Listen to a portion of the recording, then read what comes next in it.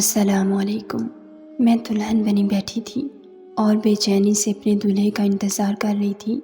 کمرہ بہت خوبصورتی سے سجایا گیا تھا۔ پھولوں کی مہک، مہندی کی خوشبو، سب مل کر بہت اچھا تاثر دے رہے تھے۔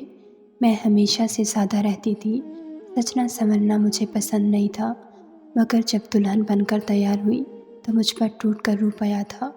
اب مجھے اسفند کا انتظار تھا۔ اسفند اپنے ماموں کے گھر رہتا تھا، اس کے ماں باپ نہیں تھے۔ ماموں کی فیملی ہی اس کا سب کچھ تھی۔ اسفند اب تک نہیں آیا تھا۔ انتظار طویل سے طویل تر ہوتا جا رہا تھا۔ باہر سب کے شور و غل کی آوازیں آتے آتے مدھم پڑ گئی تھی۔ اب صرف میری اماں اور اسفند کی آواز آ رہی تھی۔ کبھی دونوں کے ہنسنے کی آوازیں آتیں تو کبھی سرگوشی نما آواز۔ مجھے بہت بے چینی ہو رہی تھی، اور اب یہ بے چینی غصے کا روپ اختیار کرتی جا رہی تھی۔ رات کے تقریباً 3 بجنے والے تھے۔ میں تھکی ہاری، کب سے بھاری لباس اور جیولری پہنے ایک انداز میں گھنٹوں سے بیٹھی انتظار کی سولی پر لٹکی ہوئی تھی۔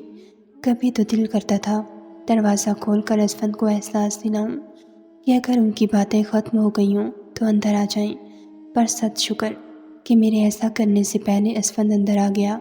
لیکن میری وہ خوشی انتظار کی اور تھکن کی وجہ سے ماند پڑ گئی تھی۔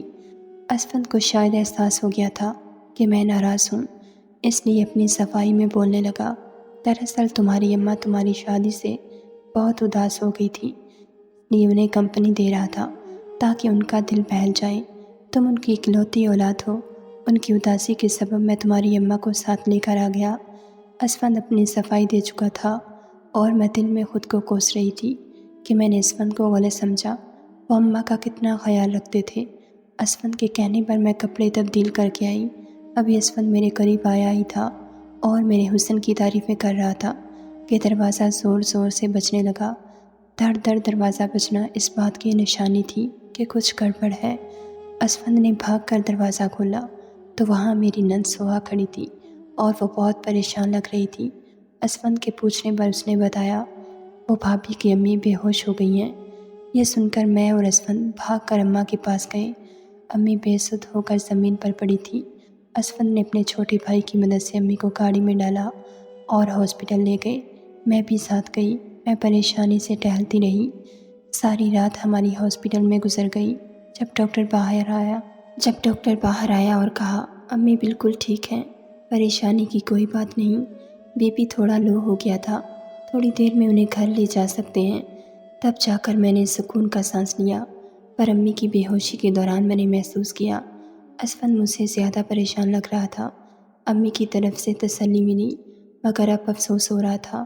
ہماری شادی کی پہلی رات ہاسپٹل کی نظر ہو گئی تھی، اور صبح جب ہم گھر واپس آئے تب بھی اسفند امی کے سرہانے ہی بیٹھا ہوا تھا، ان کی تیمارداری میں لگا تھا، حالانکہ امی اب بالکل ٹھیک تھی۔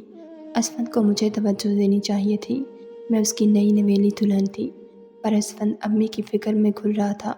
اور شام کو جب امی گھر واپس چلی گئیں تب اسفند کو میں نظر آئی۔ ولیمے کے بعد میں میکے گئی۔ امی نے ہم سب کو دعوت پر بلایا تھا۔ اسفند مردوں کے ساتھ بیٹھنے کی بجائے سیدھا امی کے کمرے میں گیا، یہاں تک کہ کھانا بھی امی کے ساتھ بیٹھ کر کھایا۔ میں نے اسفند اور امی کو بہت کہا کہ باہر چلیں، سب کے ساتھ مل کر بیٹھیں، پر دونوں نے میری بات کو اہمیت نہیں دی۔ مجھے بہت شرمندگی ہوئی۔ میں جب بھی کمرے میں جاتی مجھے دیکھ کر امی اور اسفند کو ایک دم چپ لگ جاتی۔ پھر یہ روز کا معمول بن گیا۔ تقریباً ہر روز اسفند مجھے میکے لے جاتا اور سیدھا امی کے کمرے میں جاتا۔ مجھے دیکھ کر دونوں کے منہ بن جاتے تھے، اور جب ہم اپنے گھر واپس جاتے تو اسفند کا رنگ زرد ہو جاتا اور میں بہت پریشان ہو جاتی تھی کہ آخر اماں نے اسفند کو ایسا کیا کہہ دیا کہ اسفند اس قدر پریشان ہے۔ پتہ نہیں اسفند کی امی سے اندر کیا باتیں ہوتی تھیں کہ اسفند گھر واپسی پر اس قدر پریشان دکھائی دیتا تھا۔ اس دن ہم امی سے ملنے گئے تو امی نے ہمیں زبردستی اپنے گھر روک لیا۔ میرا رات رکنے کا بالکل دل نہیں کر رہا تھا، پر اسفند رک گیا اور میں اسے کچھ نہیں کہہ پائی۔ اسفند اور امی ایک ساتھ بیٹھے تھے اور سر سے سر جوڑے جانے کیا باتیں کر رہے تھے کہ میں کمرے میں داخل ہوئی۔ ان دونوں کو اس قدر قریب دیکھ کر مجھے عجیب لگا، اور اسفند نے مجھے ڈانٹا کہ تمہیں ایک جگہ سکون سے بیٹھنا نہیں آتا، جا کر اپنے باپ کے ساتھ بیٹھ جاؤ۔ اسفند کے رویے پر مجھے بہت حیرت ہوئی اور شدید دکھ ہوا۔ میں کب سے اکیلے بیٹھے بور ہو رہی تھی۔ میرے پاپا مجھ سے بہت محبت کرتے تھے۔ اسفند کی ڈانٹ سے میرا دل بہت دکھا۔ کبھی پاپا نے مجھے ایسے نہیں ڈانٹا تھا۔ اب جب بھی میں میکے آتی، اماں اور اسفند کمرے میں چلے جاتے۔ میں نے کمرے میں جانا چھوڑ دیا اور جا کر ابا کے ساتھ بیٹھ جاتی، جو دنیا مافیہا سے بے خبر 1 سال سے بستر پر پڑے تھے۔ ایک دن میں کمرے میں گئی تو امی کا ہاتھ اسفند کے ہاتھ میں تھا، اور یہ دیکھ کر میرے صبر کا پیمانہ لبریز ہو گیا۔ میں چھت پر گئی اور بہت رونے لگی۔ مجھے کچھ سمجھ نہیں آ رہا تھا، امی اور اسفند کے بیچ کیا چل رہا ہے۔ ایک طرف ماں تو دوسری طرف شوہر، ان دونوں کو اس قدر قریب دیکھ کر مجھے بہت برا لگا تھا۔ اسفند مجھ سے تو اتنا بیزار سا رویہ رکھتا تھا، اور جیسے ہی میری ماں کو دیکھتا ایک دم سے اتنا خوش ہو جاتا۔ میں اندر ہی اندر گھٹتی جا رہی تھی۔ میں اپنی ماں اور شوہر سے سخت بدظن ہو گئی تھی۔ اکثر لوگ مجھ سے سوال کرتے تھے کہ نئی نویلی دلہن ہو، کیوں چپ چپ اور اداس رہتی ہو؟ تمہارے چہرے پر وہ خوشی کیوں نہیں دکھتی؟ مگر میں کوئی بہانہ کر کے ٹال جاتی۔ چلتے کرتے میری شادی کو 6 ماہ ہو گئے۔ میرا وزن بالکل گرتا جا رہا تھا اور طبیعت خراب رہنے لگی۔ کسی کام سے اٹھتی تو چکر آ جاتے۔ اسفند کو کہا مجھے ڈاکٹر کے پاس لے جائیں، مگر اسفند ٹال گیا۔ مگر جب امی کے گھر گئے، امی نے میری حالت دیکھی تو اسفند کو کہا تم اسے ڈاکٹر کے پاس لے جاؤ، مجھے شک ہے کہ تم باپ بننے والے ہو۔ امی کی بات پر میں نے اسفند کے چہرے کی طرف دیکھا، وہاں سختی ہی سختی تھی، کوئی ذرا سی بھی خوشی کی رمق نہیں تھی۔ اسفند امی کے کہنے پر مجھے ڈاکٹر کے پاس لے گیا، اور جب ڈاکٹر نے خوشخبری دی کہ میں امید سے ہوں، یہ بات سن کر خوش ہونے کی بجائے اسفند کا رنگ سرد ہو گیا۔ میرا ہاتھ کھینچ کر تیز قدم اٹھاتے ہوئے گاڑی میں جا کر بیٹھ گیا اور سارے راستے مجھ سے بات نہیں کی۔ میں پریشانی سے اس سے سوال جواب کرتی رہی، پر اسفند نے گاڑی سیدھا جا کر اماں کے گھر روک دی۔ حالانکہ ابھی امی کے گھر سے ہی تو سیدھا ہم ڈاکٹر کے پاس گئے تھے، اب تو ہمیں اپنے گھر جانا تھا۔ جیسے ہی گاڑی رکی، اسفند ایک دم سے اتر کر اماں کے کمرے میں چلا گیا۔ کافی دیر دونوں کمرے میں رہے اور کسی بات پر ان کی بحث کی آوازیں آ رہی تھیں۔ پھر اماں نے مجھے بلایا اور کہا تم یہ بچہ ضائع کرواؤ۔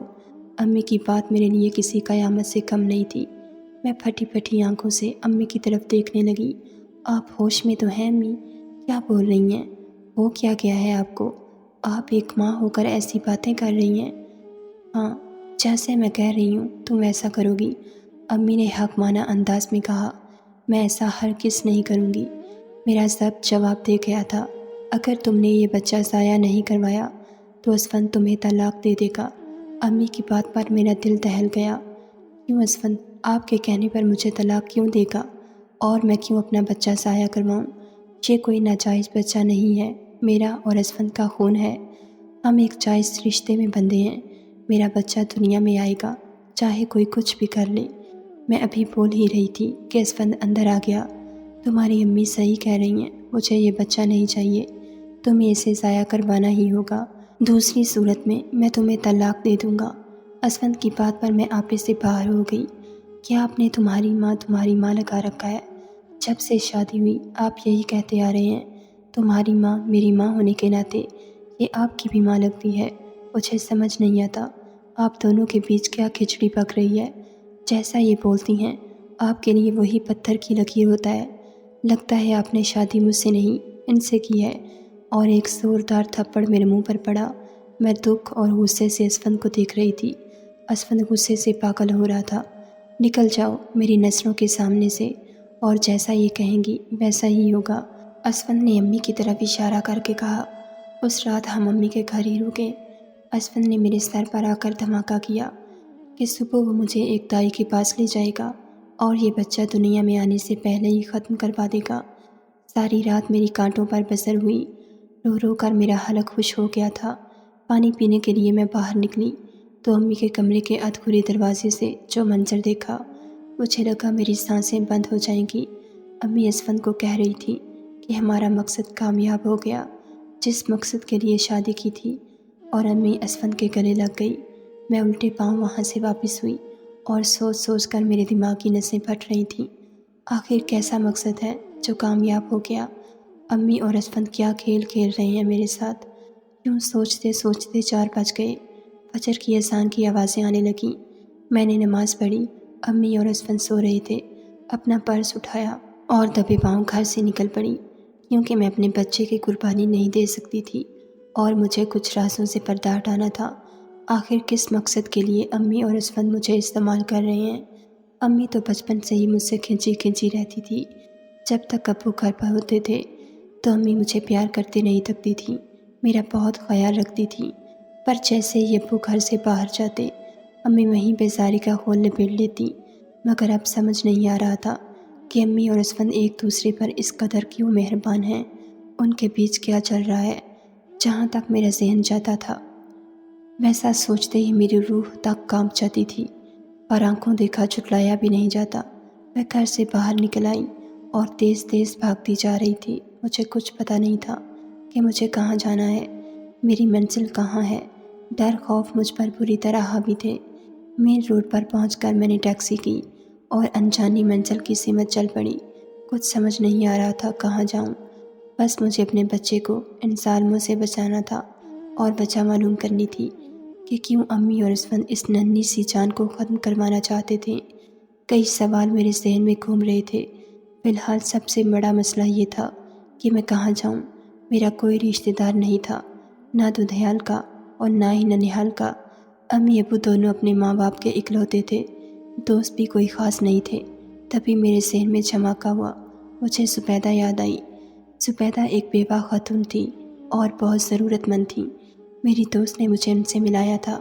ہم سب دوستوں نے چندہ جمع کر کے کافی پیسے جمع کیے اور ان کی مدد کی تھی۔ پھر میں اکثر ان کے گھر جاتی تھی اور ان کی مالی مدد کرتی تھی، اور میری ان سے بہت اچھی جان پہچان ہو گئی تھی۔ زبیدہ خاتون مجھے بہت دعائیں دیتی تھی اور ہمیشہ کہتی، کوئی کام ہو تو مجھ سے ضرور کہنا۔ میں نے ٹیکسی والے کو ان کا ایڈریس دیا اور زبیدہ کے گھر آ گئی اور ان کو ساری صورتحال بتائی۔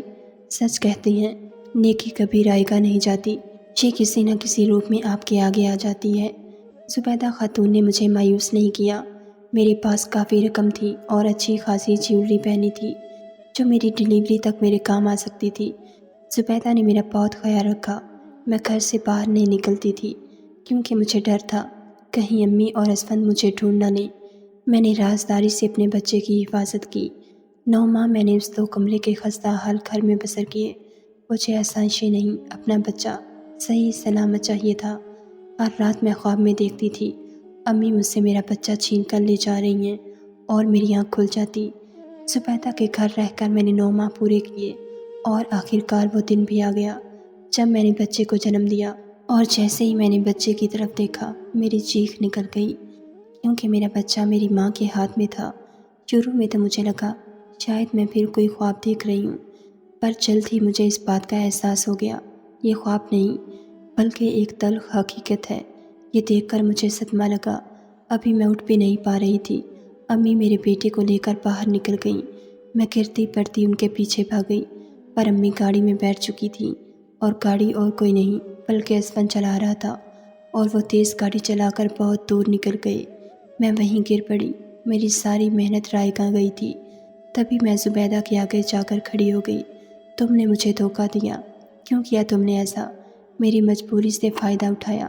تمہیں پیسے چاہیے تھے تو میں تمہیں دے دیتی۔ میرے بچے سے تمہاری کیا دشمنی تھی؟ میں صدمے کی کیفیت میں تھی۔ میں نے اپنے بچے کو دیکھا تک نہ تھا اور مجھے لگ رہا تھا میں نے اسے ہمیشہ کے لیے کھو دیا۔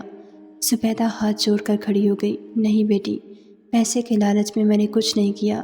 یہ لوگ خود تمہیں ڈھونڈتے ڈھونڈتے مجھ تک پہنچ گئے اور ہمیں یرغمال بنا لیا اور دھمکی دیتے رہے کہ تمہیں نہ بتاؤں تاکہ بچہ پیدا ہوتے ہی وہ لوگ بچہ لے جائیں۔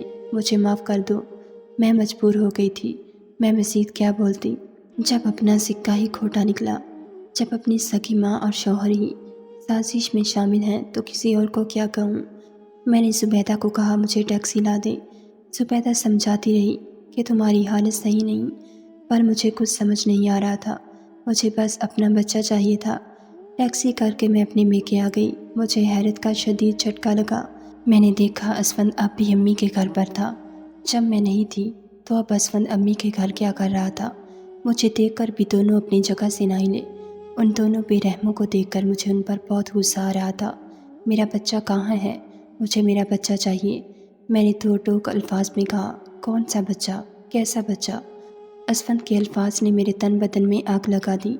वही बच्चा जिसे आप उठा कर लाए हैं। आपको तो बच्चे में कोई दिलचस्पी नहीं थी, अब क्यों मुझसे मेरा बच्चा छीन कर ले गए? क्या करें, ये बच्चा तो हमारी प्लानिंग में शामिल नहीं था, पर जिस तरह मैंने ज़िंदगी गुजारी है अपनी माँ से सारी उम्र दूर रहकर, अब वैसे ही तुम गुजारोगी अपने बच्चे से दूर रहकर। यही तुम्हारी सज़ा है। असफंद का लहजा जहर उगल रहा था। कैसी सज़ा? क्या बोल रहे हैं आप? मुझे कुछ समझ नहीं आ रहा। मैंने कुछ ना समझते हुए बोला, ये तुम्हारी माँ नहीं, मेरी माँ है। तुम्हारी वजह से सारी ज़िंदगी में अपनी माँ से दूर रहा। असफंद बोलता जा रहा था। मुझे कुछ समझ नहीं आ रहा था कि असफंद क्या बोल रहा है। असफंद अम्मी का बेटा, इस हिसाब से तो हम दोनों बहन भाई हुए। उफ़ मेरे अल्लाह, मेरे दिमाग की रगें फट जाएंगी। ये सब क्या तमाशा है? क्या बोल रहे हैं आप? ऐसे कैसे हो सकता है?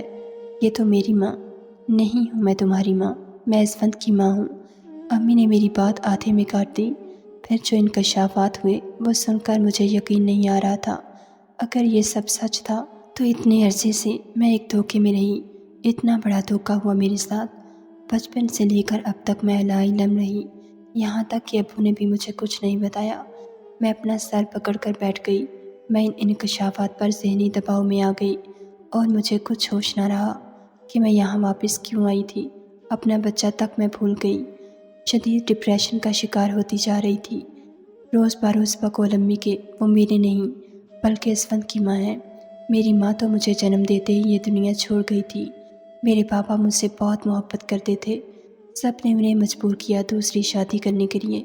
तब असफंद की माँ बेवा थी और उनका एक ही बेटा था, असफंद। असफंद की माँ को घर वालों ने पापा से शादी करने पर मजबूर किया और पापा ने भी शर्त रखी कि तुम अपने बेटे से कोई ताल्लुक़ नहीं रखोगी और मेरी बेटी को कभी मालूम नहीं होने दोगी कि तुम उसकी सगी माँ नहीं हो। असफंद की माँ इस बात पर राज़ी नहीं थी, पर सब ने कहा कि शादी कर लो, बाद में तुम अपने शौहर को राज़ी कर लेना और अपने बेटे को भी अपने साथ रख लेना। यही सोचकर असफंद की अम्मी ने मेरे पापा से शादी कर ली और मुझे माँ की तरह पाला पोसा कि शायद पापा का दिल नरम हो जाए और असफंद को भी साथ रखने पर राज़ी हो जाएं। मगर अफसोस, पापा कभी असफंद को घर लाने पर राज़ी ना हुए। उनका ख्याल था कि असफंद अगर घर आ गया तो अम्मी का ध्यान मुझसे हट जाएगा, क्योंकि असफंद उनका सगा बेटा है और मैं सौतेली। पापा मेरे मामले में किसी पर भरोसा नहीं करते थे। मेरे माँ बाप की मोहब्बत की शादी थी। अम्मी की मौत के बाद पापा ने दूसरी बीवी को कभी वो दर्जा नहीं दिया जो पहली बीवी को दिया था। इस आस पर जीते जीते अम्मा को मुझसे नफ़रत होने लगी कि इस लड़की की वजह से वो अपने बेटे से दूर हो गई और अम्मी को पापा से दोबारा औलाद भी नहीं हुई। इसलिए अम्मी असफंद के लिए तड़पती रहती और रोज़ बरोज़ उनकी नफ़रत में इजाफा होता गया। पर पापा की वजह से नफ़रत दिल में ही दबा कर रखी और ये नफ़रत शिद्दत इख्तियार करती गई। अम्मी हर माह मेके जाकर असफंद से मिलाती थी। उनका दिल बेटे की मोहब्बत में तड़पता था, पर पापा रोज़ जाने की इजाज़त नहीं देते थे। असफंद भी माँ से बहुत मोहब्बत करता था और माँ की बातें सुनकर उस अनजान लड़की से नफ़रत महसूस करने लगा, जिसकी वजह से वो अपनी माँ से दूर हुआ था। जब पापा बीमार हो गए और बिस्तर से लग गए, अब वो बोल भी नहीं सकते थे, बस खामोश पड़े रहते। तब अम्मी को मौका मिल गया अपनी मर्ज़ी चलाने का। पापा को बिल्कुल तवज्जो नहीं दी, इसलिए वो कमज़ोर होते गए। मुझे तो लगता है पापा की बीमारी के पीछे भी इन माँ बेटे का हाथ है, पर इस बात का कोई सुराग मेरे हाथ नहीं लगा। अम्मी ने अपने सगे बेटे असफंद के साथ मिलकर ये सारा खेल रचाया और मेरी शादी असफंद से कर दी। क्योंकि अब्बू की सारी जायदाद मेरे नाम थी, इसलिए अम्मी ने मेरी शादी कहीं नहीं की, असफंद से मेरी शादी की, ताकि माँ बेटे मिलकर सारी जायदाद अपने नाम करवा लें और हम बाप बेटी को रास्ते से हटाकर खुद साथ रहें। अब्बू लाचार हो गए थे और अम्मी को बस मनमानी करता चुपचाप देखते रहते। ये सब मेरे लिए किसी सदमे से कम नहीं था। सारी ज़िंदगी जिसको मैं अपनी सगी माँ समझती रही, वो किसी और की माँ निकली। खैर, अब जो हो गया था वो तो मेरे बस में नहीं था, पर अब मैं अपनी माँ बेटे की नफ़रत की आड़ में अपने बेटे को कुर्बान नहीं कर सकती थी। हकीकत ये थी कि असफंद और उसकी अम्मी एक दूसरे की जुदाई और मेरी नफ़रत में ज़हनी मरीज़ हो गए थे और मैं तो ज़हनी मरीज़ों के बीच फंस गई थी। मुझे ऐसा लग रहा था اگر میں مزید ان ذہنی مریضوں کے ساتھ رہی تو خود بھی ذہنی مریض بن جاؤں گی۔ ان دونوں کی پلاننگ میں میری اولاد شامل نہیں تھی، اس لیے وہ میرا بچہ ضائع کروانا چاہتے تھے، پر جسے اللہ رکھے اسے کون چکھے۔ میرے بچے کا اس دنیا میں آنا بھی اللہ تعالیٰ نے لکھ رکھا تھا، اور اب جب بچہ پیدا ہوا تو وہ لوگ اس بچے کو اپنی نفرت کی بھینٹ چڑھانا چاہتے تھے۔ ان دونوں کو اپنی نفرت میں یہ بھی احساس نہیں رہا کہ میں تو ان کی کچھ نہیں لگتی، پر یہ بچہ تو ان کا اپنا خون تھا۔ اسفند اس کا باپ تھا اور ماں اس کی دادی۔ میں نے ساری رات جاگ کر گزاری، پر یہ سب کم تھا جو ایک نیا صدمہ میرا منتظر تھا۔ اسی رات میرے بابا اپنی بیماری سے لڑتے لڑتے اس دنیا سے رخصت ہو گئے تھے۔ اس دن میں بہت روئی، اپنے باپ کو یاد کر کے، اپنی ماں کو یاد کر کے، اپنے بچے کے لیے، اور ان سب کی بے حسی پر رو رو کر میرے آنسو بھی ختم ہو گئے تھے۔ مجھے چپ کروانے والا کوئی نہیں تھا۔ اسفند نے مجھے روتے دیکھا، مجھے لگا شاید اسے مجھ پر ترس آئے گا۔ آخر نکاح جیسے مقدس بندھن میں بندھے تھے ہم۔ پر اسفند نے مجھے دیکھ کر کہا، میں بھی ایسے ہی روتا تھا، سارا بچپن میرا روتے ہوئے گزرا ہے۔ ماموں ممانی کے بچے جب بھی مجھے مارتے تھے، کوئی مجھے چپ کروانے والا نہیں ہوتا تھا۔ ایسا کہہ کر وہ باہر چلا گیا۔ آج صحیح معنوں میں مجھے اسفند کا بھی دکھ ہوا، اس کے ساتھ بھی اچھا نہیں ہوا تھا، پر ان سب میں میرا شاید کوئی قصور نکل بھی آتا، پر میرے بچے کا تو کوئی قصور نہیں تھا۔ پاپا میری محبت میں اتنے شدت پسند ہو گئے تھے کہ انہیں یہ خیال بھی نہیں آیا کہ انہوں نے ایک ماں بیٹے کو الگ کیا ہے۔ اپنی بیٹی کو ماں دلانے کے چکر میں انہیں احساس نہیں ہوا کہ اسفند سے اس کی ماں چھین لی، جب اس کے سر پر تو باپ کا سایہ بھی نہیں تھا۔ پاپا کے جانے کے بعد مجھے احساس ہوا میں بھری پوری دنیا میں اکیلی رہ گئی تھی۔ کچھ روز پھر دنیاوی دکھاوے کے لیے سب نارمل رہے، جب تک افسوس کے لیے لوگوں کا آنا جانا لگا رہا تھا۔ پھر سب نے بے حسی کی چادر اوڑھ لی۔ اب میں اسفند اور اماں کے سامنے جا کر کھڑی ہو گئی، اور میں نے انہیں کہا، میرا جو کچھ ہے میں اپنا سب کچھ ان کے نام کرنے کو تیار ہوں، بس مجھے میرا بچہ دے دیں۔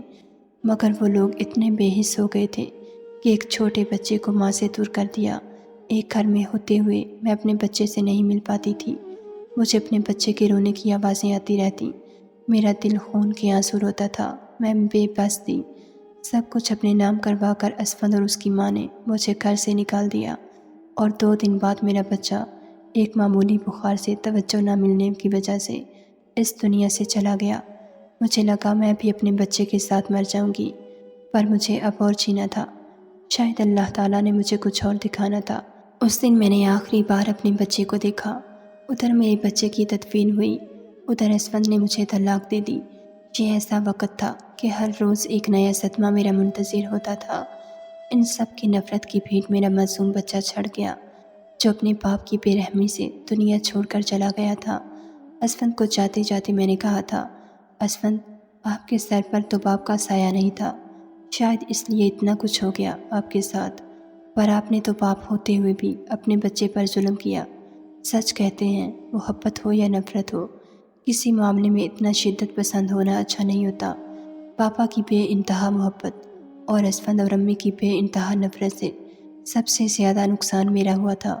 ان دونوں میں سے کوئی ایک لچک دکھاتا تو آج ایسا نہ ہوتا، سب ہنسی خوشی رہ رہے ہوتے۔ میرے پاس اور کوئی ٹھکانہ نہیں تھا۔ میں اس بیوہ عورت زبیدہ کے گھر واپس آ گئی۔ اس نے مجھے اپنے ساتھ رکھا، میری دلجوئی کی، اور ہولے ہولے مجھے پھر زندگی کی طرف لوٹانے پر مجبور کیا۔ 3 سال گزر گئے۔ زبیدہ نے ایک اچھا لڑکا دیکھ کر میری شادی کر دی۔ وہ لڑکا اتنا امیر نہیں تھا، پر بہت اچھا انسان تھا۔ شادی کے 1 سال بعد جب مجھے بیٹا ہوا، اس دن میرے دل کو کچھ قرار آیا۔ میرا دوسرا شوہر میرا بہت خیال رکھتا ہے۔ اب میں بہت خوش ہوں اپنے شوہر اور بچے کے ساتھ۔ سچ کہتے ہیں، اللہ تعالیٰ ایک دروازہ بند کرتا ہے تو 10 دروازے کھول دیتا ہے۔ بس میری آپ سے التجا ہے، شدت پسند نہ بنے، مصلحت پسند بنے۔ ناظرین، اگر آپ کو ہماری ویڈیو پسند آئی ہے تو لائک ضرور کیجیے، اور ایسی مزید ویڈیوز دیکھنے کے لیے ہمارے چینل کو سبسکرائب کر لیجیے۔